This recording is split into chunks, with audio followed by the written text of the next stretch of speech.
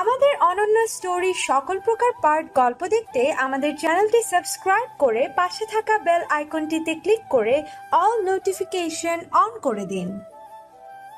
আয়াস নিচে সানগ্লাস খুলে সিঁড়ি দিয়ে উঠে শপিং মলের ওপরের সাইডে উঠে এলেন। রাগে আমার শরীর কাঁপছে। এখন এই লোকটার কারণে বাইরে আসা দায়ী হয়ে পড়েছে। আমি মুখ ফিরিয়ে অন্য দিকে তাকালাম। ততক্ষণে উনি আমাদের কাছে এসে পড়েছেন। উনি আমার দিকে ঝুঁকে বলে উঠলেন, হ্যাঁ আমি ওই যে বলেছিলাম না, কানেকশন। আমি চোখ রাঙিয়ে তাকাতেই ভাইয়া অবিশ্বাস্য গলায় বলে উঠল, আরে আপনি, হোয়াট এ কোইন্সিডেন্স। আসলে আমরা আনিশার বিয়ের শপিং করতে এসেছিলাম। মেহেন্দি থেকে সব ইভেন্ট তো হচ্ছে, সো একটু একটু করে শপিং করে রাখা ভালো। অবশ্যই তাই, তাড়াতাড়ি শপিং সারতে হবে। আমি এসেছিলাম নিজের কিছু শপিং করতে, শেরওয়ানি, ঘড়ি, মাথার পাগড়ি আর বিয়ের কিছু জিনিস কিনতে হবে। আয়াসের কথায় অবাক চোখে তাকালাম উনি, তবে কিছু বললাম না। ভাইয়া দ্বিগুণ অবাক হয়ে বলল, সরি, বাট আপনার বিয়ের জিনিস মানে বুঝলাম না ঠিক। আয়াস বড় শ্বাস ফেলে আমার পাশ কাটিয়ে সামনে যেতে যেতে বললেন, কি আর করব বলুন মিস্টার ডিক রায়জাদা, আমার বয়সও তো কম হলো না, বিয়ে তো করতেই হবে। ভাইয়ার মুখে হাসি ফুটল। আমি শুধু আয়াসের কথাগুলোর মানে বোঝার চেষ্টা করছি, তাই সেসব মনোযোগ দিয়ে শুনছি। ভাইয়া আনন্দিত হয়ে বলল, রিয়েলি? আপনারও বিয়ে? ইয়েস, সামনে আমার বিয়ে। ভাইয়ার আয়াসের সামনে হাত বাড়িয়ে দিয়ে বলল, ওহ, গুড নিউজ, কংগ্রাচুলেশনস। আয়াস ভাইয়ার সাথে হাত মিলিয়ে হেসে থ্যাংক ইউ জানাতেই ঋদ্ধি আপু নিজের আগ্রহ দাবিয়ে রাখতে না পেরে পটপট করে প্রশ্ন করে উঠল, ওয়াও, দারুণ ব্যাপার। আমার বোনেরও বিয়ে আর আপনারও বিয়ে, কিন্তু কার সাথে বিয়ে হতে চলেছে আমরা কি সেটা জানতে পারি? আমি ঋদ্ধি আপুর হাত ধরে একটু চিমটি কাটতেই আপু আমাকে ইশারায় চুপচাপ দাঁড়িয়ে থাকতে বলল। আয়াস মাথা নাড়িয়ে বলে উঠলেন, হোয়াই নট, অবশ্যই দেখতে পারেন। ঋদ্ধি আপু আগ্রহী গলায় বলে উঠল। কে সে? আয়াস বিস্তর হাসলেন। ওনার হাসিতে চাপ দাড়ি ভর্তি গালে স্পষ্ট টোল পড়ল। উনি নিচের হাতটা তুললেন, ওনার হাতটা আমার দিকে করলেন। আমি খানিকটা ঘাবড়ে গেলাম। আস্তে আস্তে নিচের আঙ্গুল তুলতে শুরু করলেন আমার দিকে। আমার চোখজোড়া ততক্ষণে বড় বড় হয়ে গেছে। বারবার চোখের পাপড়ি নামাচ্ছি আর ওঠাচ্ছি। সেকেন্ডের মাঝেই উনি নিচের হাতটা নিচের চুলের ভাঁজে দিলেন। আমি স্বস্তির নিঃশ্বাস ফেললাম। উনি আবারও একগাল হেসে হাতটা সবার সামনে রেখে অগোচরে চোখ মারলেন। আমি চোখ সরিয়ে ফেললাম। হাত নামিয়ে পকেটে ঢুকিয়ে বললেন, হ্যাঁ, জানতে তো পারবে সবাই, তবে এটা সারপ্রাইজ, বিয়ের দিনেই সব জানতে পারবে। ঋদ্ধি আপু মুখটা বাংলার পাঁচের ন্যায় করে ফেলল। ভাইয়া তাড়াহুড়ো করে বলে উঠলেন, ওহ, ওকে, উইল ওয়েট ফর সারপ্রাইজ। ওই যে রসুনটাও চলে এসেছে। নিচে থাকা সাদা গাড়ির দিকে ইশারা করে বলল। শপিং শুরু করতে হবে আমাদের। আয়াস ভাইয়ার কথায় সুন্দরভাবে সায় দিলেন। সেই সাথে বাঁকা হেসে বললেন, একদমই তাই। আমার মনে হয় যেহেতু আমাদের একই শপিং মানে বিয়ের শপিং, সেহেতু একসাথে করাই ভালো। এমনিতে আমি একা মানুষ, কি কিনতে কি কিনে ফেলবো তার ঠিক নেই, সো ভাবছি এই বিষয়ে আনিশার হেল্প নেওয়াই যায়। আপনি কি বলেন মিস্টার রায়জাদা? হ্যাঁ হ্যাঁ, সেটাই তো। আপনি একা কি কি পছন্দ করবেন, আনিশা ওনাকে হেল্প করে দিবে, ঠিক আছে? ভাইয়া আমার দিকে তাকিয়ে বলল, কিন্তু ভাইয়া আমি ওনাকে হেল্প। পুরোপুরিভাবে আমার কথা শেষ হলো না। রোশন ভাইয়ারা এসেছে। আমি চুপ করে গেলাম।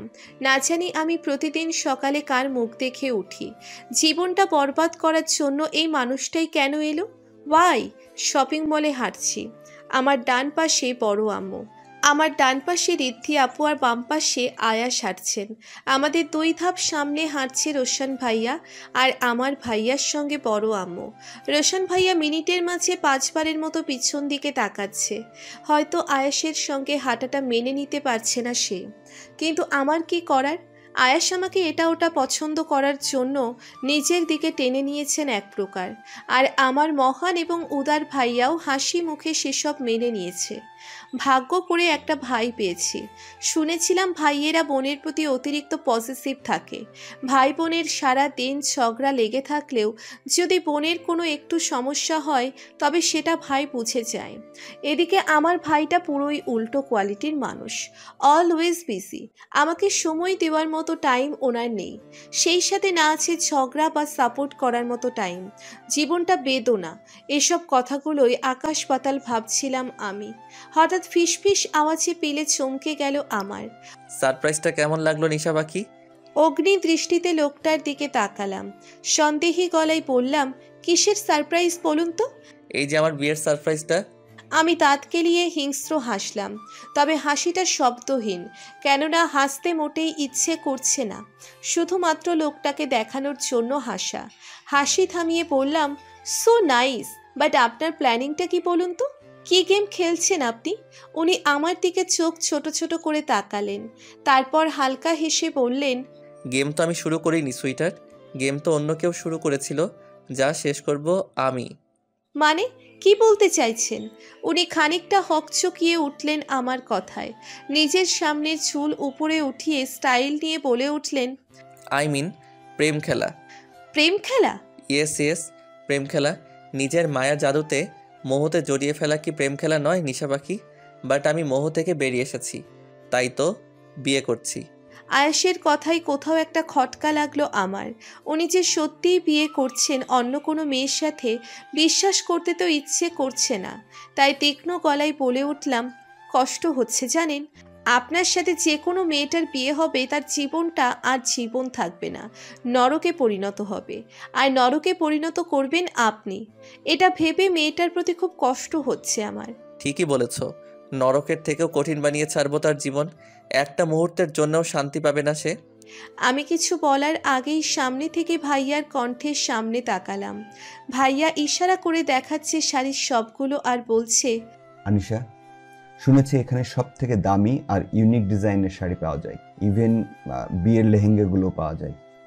তাহলে দেরি কিসের ভাইয়া, চলো। আমি নিজের বিয়ের শাড়ি নিচে কিনবো। ভাইয়া হাসে।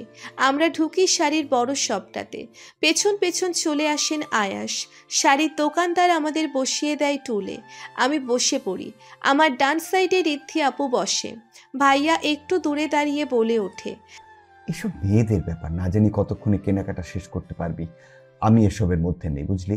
আনিশা, তুই বরং ঋদ্ধি আর রোশনের সঙ্গে মিলে পছন্দ করে নে, শাড়ি পরবি নাকি লেহেঙ্গা। আমি এদিকে দাঁড়িয়ে আছি। কথাটা বলে ফোনে মাঝে ব্যস্ত হয়ে পড়ল ভাইয়া। আমি কিছু না বলে দোকানদারের দিকে তাকালাম। ওনাকে যত প্রকার বেনারসি শাড়ি আছে সব বের করতে বললাম। লোকটি শাড়ি বের করতে ব্যস্ত হয়ে পড়লেন। আমার পাশের সিটটা খালি দেখে ইতিমধ্যেই রোশন ভাইয়া লাজুক মুখে এদিকে এগিয়ে আসতে নিলেন। সঙ্গে সঙ্গে আয়াস ধরপড় করে বসে পড়লেন।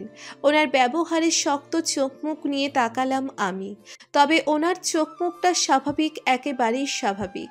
রোশন ভাইয়া কিছুটা রাগ রাগ চোখ নিয়ে আয়েশের দিকে চেয়ে আছেন। রোশন ভাইয়াকে কোনো রকম কথাবার্তা বলার সুযোগ না দিয়ে আয়াস নড়ে চড়ে সোজা হয়ে বসে পড়লেন। রিল্যাক্স রোশন ভাইয়া, আসলে কি বলতো, আমার বউয়ের না নিজস্ব কোনো পছন্দ নেই। সে বলেছে আমি যা কিনবো তাই পরবে। সো আমারও চয়েস তেমন একটা ভালো না। সো বিষয়টাতে আমার নিশা পাখি হেল্প করতেই, তাই না? আমার দিকে তাকিয়ে পড়ল।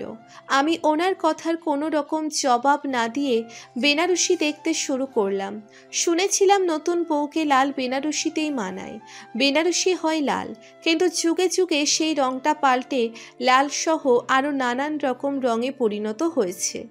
লাল, গোলাপি, নীল, সবুজ, খয়েরি আরও হরেক রকম রঙের বেনারসি আমার সামনে। তবে লালটা দেখতে সব থেকে আলাদাই লাগছে। চকচকে ভাব আছে শাড়িটাতে, বেশ লাগছে শাড়িটা। হাতে তুলে নিলাম লাল আর গোল্ডেন রঙের সংমিশ্রণের একটি বেনারসি। হাতে নিতেই মুখটা ভার হয়ে এলো, শাড়িটা বেশ ভারী। এত ভারী শাড়ি সামলাবো কি করে? কথাটা ভাবতেই ফিক করে হাসির আওয়াজ কানে এলো। মুহূর্তের মধ্যেই পাশে তাকালাম। আয়াস মুখে হাত দিয়ে হাসছেন। ঢোক গিলে তিক্ত ভরা গলায় বললাম, কি সমস্যা? হাসছেন কেন? এটা কি সার্কাস চলছে? আয়াস হাঁটুতে হাত রেখে আমার দিকে এগিয়ে অতি শান্ত সুরে বললেন, এত ভারী শাড়ি তো তুই পরতে গেলে নিজেই পরে থাকবে। শাড়িটার থেকেও তো তোমার ওজন কম। ওনার কথায় ফুঁসে অন্যদিকে তাকালাম আমি। যদিও হয়তো কথাটা সত্য, তবে ওনার বলার কারণে রাগটা দাউ দাউ করে আগুনের দাবানল তৈরি করছে। ঋদ্ধি আপু আমার কাঁধে হাত দিয়ে আর একটা শাড়ি দেখালো। আপু হাতে তুলে নিয়ে আমায় দেখিয়ে বলল, এই শাড়িটাও কিন্তু সুন্দর। তোমার জন্য? আপু আমাকে হালকা ধাক্কা দিয়ে বলল, আরে ধুর, তোর জন্য। আমি তো লেহেঙ্গা পরবো, শাড়ি পরা আমার জন্য ইম্পসিবল ব্যাপার। তুই এটা দেখ, তোকে এটাও দারুণ মানাবে। আমি শাড়িটা হাতে নিলাম। সঙ্গে সঙ্গে আপু দোকানদারকে উদ্দেশ্য করে চেঁচিয়ে বলে উঠল, বিয়েতে পরার জন্য গোল্ডেন আর খয়েরি লেহেঙ্গা দেখান প্লিজ। আমার বাম পাশ থেকে আয়াসও দ্বিগুণ চেঁচিয়ে বলে উঠলেন, আমার এখানেও লেহেঙ্গা দিন তো। কালো আর লাল লেহেঙ্গা বের করুন। সব থেকে দামি লেহেঙ্গা দেখান। দোকানদার লোকটি আয়াসের উদ্দেশ্যে খানিকটা অদ্ভুত চাহনিতে তাকালেন। আসলে আয়াসের কথাটাই এমন যে কেউ ওনার এই চাওয়াটাকে অদ্ভুতই ভাববে। বিয়েতে কেউ কেউ কালো রঙের লেহেঙ্গা পরায় জানা ছিল না আমার। দোকানদার লোকটি খানিকটা আমতা আমতা করে বলে উঠলেন, আসলে স্যার, কালো রঙের লেহেঙ্গা খুব কমই সেল হয়, তাই খুবই কম বানানো হয়। কালো তো বিয়েতে সহজে কেউ পরতে চায় না, তাই আমাদের এখানে কালো লেহেঙ্গা বা শাড়ি কমই আছে। কি করার আছে? আমার বউটা যে সবার থেকে ডিফারেন্ট, জাস্ট ওয়ান পিস। তার জন্য আলাদা কিছু না কিনতে পারলে তো জীবনটাই বৃথা আমার। কথাগুলো আমার দিকে ঘোর লাগা দৃষ্টিতে তাকিয়ে বললেন আয়াস। আমি গলা খাকারি দিয়ে শাড়ি নেড়ে চেড়ে দেখছি। আপুর জন্য অন্য মানুষ লেহেঙ্গা দেখাতে ব্যস্ত হয়ে পড়েছে। আপু কোনটা ছেড়ে কোনটা দেখবে ভেবেই পাচ্ছে না। তৎক্ষণাৎ আয়াস কঠোর গলায় বললেন, তো এখানে কালো রঙের বিয়ের জন্য ব্রাইডাল লেহেঙ্গা পাওয়া যাবে না, তাই তো? লোকটা মাথা নাড়িয়ে ভয়ে ভয়ে হেসে বললেন, একদমই না, আছে আছে। বান্দরবানের মধ্যে শাড়ির মল এটা, এখানে সব শাড়ি আছে, আমি এক্ষুনি নিয়ে আসছি। কথাটা বলে হন্তদন্ত হয়ে কোথাও চলে গেলেন লোকটা। আমি ততক্ষণে অন্য শাড়িটা দেখতে ব্যস্ত হয়ে পড়েছি বেনারসি রেখে। মিনিট পাঁচেক পরেই 3 থেকে 4টে শাড়ি নিয়ে এলেন লোকটা। আয়াসের সামনে পরপর সাজিয়ে রাখলেন। আমাকে রোশন ভাইয়া একে একে ইশারা করে বলে দিচ্ছে আসলে আমায় কোনটা মানাবে। আয়াস একটা কালো আর লাল রঙের সংমিশ্রণের লেহেঙ্গা বের করে দেখতে শুরু করলেন। ওনার মুখে হাসি ফুটল। আমাকে তার দিকে ঘুরিয়ে বলে উঠলেন, কেমন লাগছে এটা বলো তো? আমি জোর করে বিরক্তির সাথে হাসি দিয়ে বললাম, ভালোই তো। আপনি আপনার বউয়ের জন্য শাড়ি পছন্দ করুন, আমি আসছি। কথাটা বলে একটা বেনারসি নিয়ে উঠে চলে এলাম। সোজাসুজি চেঞ্জিং রুমে ঢুকলাম। হাঁপ ছেড়ে বাঁচলাম যেন। লোকটা আমার মাথা খেয়ে ফেলছিল যেন। শাড়িটা নিজে ট্রাই করার জন্য এনেছি।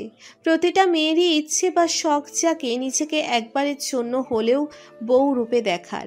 আমারও ইচ্ছে রয়েছে, সে কারণেই এটা নিয়ে এসেছি। বেনারসি দরজার ওপরে রাখলাম। মিনিট 2 পর বেনারসি হাতিয়ে নিতে যেতেই হাতটা ফাঁকা অবস্থায় নিচে নেমে এলো। চোখ বড় বড় হয়ে যায় আমার। বড়সড় একটা ঢোক গিললাম। দরজার ওপর তাকালাম। বেনারসিটা নেই। দরজার আর এক পাশে নিচে ড্রেসটা রেখেছিলাম, সেটাও উধাও। এই মুহূর্তে আমার অবস্থা ছেড়ে দেমা কেঁদে বাঁচি রকমের। হাত দিয়ে চোখ বন্ধ করতেই ওপাশ থেকে কেউ কালো আর লাল রঙের সেই লেহেঙ্গাটা এগিয়ে ফেলে দিল। আমি চমকে গেলাম। তাড়াহুড়ো করে দেখতেই বুঝতে পারলাম এটা আয়াসের পছন্দ করা লেহেঙ্গাটা। তার মানে কাজটাও কি আয়াসের? প্রচণ্ড রাগ হলো। এখন আমাকে এটাই পরে বাইরে যেতে হবে। তাই ঝটপট করে চেঞ্জ করে লেহেঙ্গা দুহাত দিয়ে ধরে এক পাহাড় রাগ নিয়ে চেঞ্জিং রুমের দরজা খুলে ফেলে 2 ধাপ হাঁটতেই কেউ আমার হাত টেনে ধরে দরজার সঙ্গে ঠেকিয়ে দিল। আকস্মিক ঘটনায় চোখ বন্ধ করলাম আমি। কয়েক সেকেন্ড পর চোখ খুলতেই রাগের বোমটা ব্লাস্ট হয়ে গেল। প্রচণ্ড রাগ নিয়ে কর্কশ গলায় বললাম, আপনি? হ্যাঁ আমি। লুকিং সো গর্জিয়াস নিশা পাখি। আয়েশ আমার পা থেকে মাথা পর্যন্ত গভীর মনোযোগ নিয়ে দেখে মুগ্ধ চোখজোড়া নিয়ে বললেন। উনি আমার দিকে ঝুঁকে দুই হাতটা আমার মাথার উপরে দিয়ে আছেন। আমায় সরে যাওয়ার মতো স্পেসটুকু পাচ্ছি না। উনি বুকে হাত দিয়ে ধাক্কা দেওয়ার চেষ্টা করে বললাম, হাউ ডিয়ার ইউ, আমার ড্রেস আর বেনারসি কোথায়? সেটা বড় কথা নয়, তোমাকে কেমন লাগছে সেটাই বড় কথা। আমি সরার চেষ্টা করতে করতে ব্যস্ত গলায় বললাম, আপনি বোধহয় ভুলে যাচ্ছেন এটা আপনি আপনার হবু বউয়ের জন্য পছন্দ করেছেন। উনি আমার কথার পাল্টা জবাবে হুট করে বলে উঠলেন, আই লাভ ইউ। আমি ওনার এই জবাবে স্তব্ধ হয়ে পড়লাম। আই লাভ ইউ শব্দটা আমার হৃদয়ে করাঘাত করলো। কিছুক্ষণ চুপচাপ থাকার পর উনি চোখ বন্ধ করলেন। মুহূর্তের মধ্যে ওনার চোখ মুখ লাল হয়ে এলো। দূরে সরে দাঁড়ালেন উনি। আমি অন্য চেঞ্জিং রুমের দরজায় নিজের ড্রেস দেখে সেটা হাতে নিয়ে তরতর করে চেঞ্জিং রুমে ঢুকে পড়লাম। চোখ মুখ লাল করে দাঁড়িয়ে আছে আয়াস। চোখজোড়া হয়ে গেছে রক্তবর্ণ। কোনো গভীর ক্ষত বারবার চলে উঠছে। স্টিলের দরজায় জোরে সোরে ঘুষি মেরে দাঁতে দাঁত চেপে বলল, রিভেন্স, অনলি রিভেন্স। ভালোবাসাটা ঘৃণার। আজকে প্রায় 2 ঘন্টা ঘুরে ঘুরে শপিং করা হলো, তবে রোশন ভাইয়ার জন্য কিছুই কেনা হলো না। আয়াসের হাত ভর্তি ব্যাগ। রোশন ভাইয়া যেই শপে শেরওয়ানি কিনতে গিয়েছে সেখানেই আয়াস এক গাদা শেরওয়ানি কিনে বসেছিলেন। শেরওয়ানির সব স্টক শেষ করে ফেলেছেন। আয়াস বলেছেন, এই সব কিছু বরের জন্য। এই কথাতে বোঝা যায় এটা রোশন ভাইয়ার জন্য। তাই রোশন ভাইয়া নিশ্চিন্ত মনে ঘুরে বেড়াচ্ছেন। আমি আনমনে হাঁটছি আর ভাবছি এতটা উদার মনের মানুষ আয়াস নন। সব কিছু রোশন ভাইয়ার জন্য কিনেছেন, কথাটা বিশ্বাস করতে বেশ বেগ পেতে হচ্ছে। তবুও কথাটা কোনো মতে হজম করেছি আমি। শপিং শেষে সিঁড়ি দিয়ে নিচে নেমে দ্রুত নিচের গাড়িতে সব ব্যাগ রেখে দিলেন আয়াস। ওনার এই কাজে সবাই হা হয়ে তাকিয়ে রইলাম। রোশন ভাইয়া এগিয়ে গিয়ে একবার গাড়িতে থাকা ব্যাগের দিকে তাকাচ্ছে, একবার আয়াসের দিকে। অতপর আমতা আমতা করে বলল, মিস্টার চৌধুরী, আমার শেরওয়ানি। আয়াস ভ্রু কুঁচকে তাকালেন, কিছু না জানার ভান করে বললেন, সরি, আমি তো সব আমার জন্য কিনেছি। কিন্তু আপনি যে বললেন সবকিছু বরের। আয়াস রোশন ভাইয়ের কথাটা কেড়ে নিয়ে বললেন, ওহো, বলেছিলাম বরের জন্য। তুই হয়তো বুঝতে ভুল করেছিস। দেখ এখানে বরকে, আমি। তুইও বর, কিন্তু আমি তো আমার জন্য কিনেছি। আমিও তো বর, তাই না? হাত নাড়িয়ে কথাটা বলল। সবাই থতমত খেয়ে গেল। রোশন ভাইয়া রাজ্যের লজ্জা পেল। আয়াস ঠোঁট কামড়ে হাসছেন, যেটা কারো নজরে না পড়লেও আমার ঠিকই পড়েছে। এটা যে রোশন ভাইয়াকে অপমান করার একটা ফন্দি মাত্র, সেটা বুঝে গেলাম। আমি রোশন ভাইয়ার হাত ধরে বললাম, আমরা তো কালকে আবারও শপিংয়ে আসবো। কালকে তোমার শেরওয়ানি কিনবো, ওকে? এখন যাই। আয়াস কঠোর নিচে রোশন ভাইয়ার হাত ধরেছি সেদিকে তাকালেন। তারপর আমার দিকে একবার তাকালেন। উনি আমার হাত টেনে ধরে রোশন ভাইয়ার হাত থেকে হাত ছাড়িয়ে নিয়ে বললেন, তুমি যদি বলো ওকে শেরওয়ানি দিয়ে দিব 5-6টা। নো থ্যাঙ্কস, চার তার গিফট আমরা নিই না। কথাটা বলে আমি দ্রুত চলে এলাম সেখান থেকে। গাড়ির দরজা খুলতে খুলতে আয়াসের দিকে তাকালাম। আয়াসে হেসে চোখ মারলেন, বিরক্তি নিয়ে গাড়িতে বসে পড়লাম। এই লোকটার মাথায় যে সমস্যা আছে সেটা হাড়ে হাড়ে টের পেয়েছি আমি। জীবন থেকে ফুরিয়েছে আরও 20 দিন। চোখের পলকে 20 দিন পেরিয়ে গেছে হুট করেই। সময় কখন, কোথায় আর কিভাবে চলে যায় সেটার হদিশ পাওয়া যায় না। এই 20 দিনে আয়েশ আমাকে চালানোর জন্য 20,000 পন্থা বের করে আমাকে চালিয়েছেন। অতিষ্ঠ করে ফেলেছেন জীবনটা। আমাকে কোনো প্রকার না মেরে বা না ছুঁয়েই সুন্দরভাবে চালিয়ে পুড়িয়ে নিশ্চিহ্ন করতে চাইছেন উনি, যেন আমি ওনার কোনো জন্ম জন্মান্তরের শত্রু। তবুও এত কিছুর পরেও টিকে আছি আমি। আজকে খানিকটা হাসি খুশি আমেজেই আছি, কারণ আজকে আমার মেহেন্দি আর সঙ্গীত বিয়ে করার শখ আমার ছোটবেলা থেকে। শুনেছি ছোটবেলা থেকে কেউ আমাকে জীবনের লক্ষ্যের ব্যাপারে জিজ্ঞেস করলে আমি নাকি বলতাম আমি সাজবো। কথাগুলো বলে বাবা এখনও লজ্জা দেয়। তবে বউ সাজার ইচ্ছে এখনও প্রবল। বউ সাজব, নাচবো, গাইবো, তবে বর না থাকলেও সমস্যা নেই, কেননা বর আমার কাছে মস্ত বড় প্যারা। সকালে ছাদের দোলনায় বসে আয়েশের সাথে সবার দৌড়াদৌড়ি দেখছি। কেউ ফুল নিয়ে দৌড়চ্ছে তো কেউ ফেরি লাইটস নিয়ে। এক একজনের ওপর এক এক কাজ দেওয়া হয়েছে। ভাইয়া নিচে বাগানে ডেকোরেটার্সদের সঙ্গে ব্যস্ত, বাবা অফিসে, আর আসিফ ভাইয়া একে ওকে হেল্প করতে ব্যস্ত। কিন্তু ঋদ্ধি আপুকে আশেপাশে দেখলাম না, তাই তাকে খোঁজার জন্য উকি ঝুঁকি দিলাম। তৎক্ষণাৎ পায়ের নুপুরের ঝুমুর ঝুমুর শব্দে চিলেকোঠার ঘরের দিকে তাকালাম। ঋদ্ধি আপু এগিয়ে আসছে, তার উদ্দেশ্যে বলে উঠলাম, তাই তো বলি মিস বিউটি কুইনকে দেখতেই পাচ্ছি না কেন? আপু মুখ ফুলিয়ে নিঃশ্বাস নিয়ে আমার পাশে এসে বসে পড়ল। আমার কাঁধে মাথা এলিয়ে দিয়ে ক্লান্ত ভঙ্গিতে বলল, সাবিরে, বিয়েটা তোর, অথচ সব কাজ আমাদের করতে হচ্ছে। তুই আচার হাতে নিয়ে আরামে বসে বসে খাচ্ছিস। হ্যাঁ তো কি করব? আমার আর কোনো কাজ আছে? বিয়ের কনের তো একটাই কাজ, অনুষ্ঠানের সময় মোমের পুতুলের মতো বসে থাকা। আপু আমার কাঁধ থেকে মাথা উঠিয়ে আমার কাছ থেকে আচারের বাটি কেড়ে নিল। আমি উঠে কোমরে হাত দিয়ে চিল্লিয়ে বললাম, উফ আপু, আচার দাও। চুপচাপ বস তো, এত চিল্লাপাল্লা করিস না, খেতে দে, এখনো অনেক কাজ বাকি। আমি আবারও বসে পড়লাম দোলনায়। আপুর হাতে থাকা আচারের বাটি থেকে আচার নিয়ে খেতে খেতে বললাম, আরও কাজ? কি কি কাজ? এবার নিশ্চয়ই তোমার ফেস প্যাক, ফেসিয়াল আর সাজগোজের কাজ শুরু হবে।